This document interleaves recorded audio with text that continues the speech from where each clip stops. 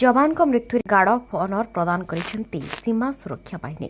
ଖୋର୍ଦ୍ଧା ଜିଲ୍ଲା ସୁନ୍ଦରପୁର ଗାଁର 48 ବର୍ଷ ବୟସ୍କ ଦିବାକର ପରିଡ଼ା ଭାରତୀୟ ସୀମା ସୁରକ୍ଷା ବଳରେ ହାବିଲଦାର ଭାବରେ ଦିଲ୍ଲୀରେ କାର୍ଯ୍ୟରତ ଥିଲେ। କାର୍ଯ୍ୟରତ ଥିବାବେଳେ ସେଠାରେ ସେ ହଠାତ୍ ଅସୁସ୍ଥ ହୋଇପଡ଼ିଥିଲେ। ଅସୁସ୍ଥ ହେବାରୁ ବିଏସ୍ଏଫ୍ ପକ୍ଷରୁ ତାଙ୍କୁ ଏମ୍ସ ମେଡିକାଲ ଦିଲ୍ଲୀରେ ଭର୍ତ୍ତି କରାଯାଇଥିଲା। ଚିକିତ୍ସିତ ଅବସ୍ଥାରେ ଦିବାକରଙ୍କର ମୃତ୍ୟୁ ହୋଇଥିଲା। ଏହାପରେ ଏମ୍ସ ମେଡିକାଲର ଦିବାକରଙ୍କର ଶବ ବ୍ୟବଚ୍ଛେଦ କରାଯାଇଥିଲା।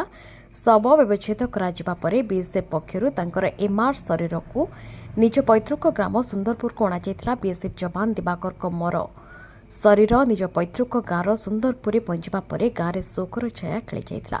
ଗ୍ରାମବାସୀଙ୍କ ସହିତ ବିଏସ୍ଏଫ୍ ଅଧିକାରୀମାନେ ଶୋଭାଯାତ୍ରାରେ ମର ଶରୀରକୁ ଶ୍ମଶାନ ପର୍ଯ୍ୟନ୍ତ ନେଇଥିଲେ।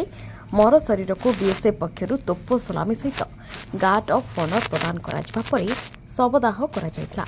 ଏ କାର୍ଯ୍ୟକ୍ରମରେ ପୂର୍ବତନ ସେନା ଅଧିକାରୀ ବିଜୟ କୁମାର ପ୍ରଧାନଙ୍କ ଅନେକ ପୂର୍ବତନ ଯବାନ ସାମିଲ ହୋଇଥିଲେ।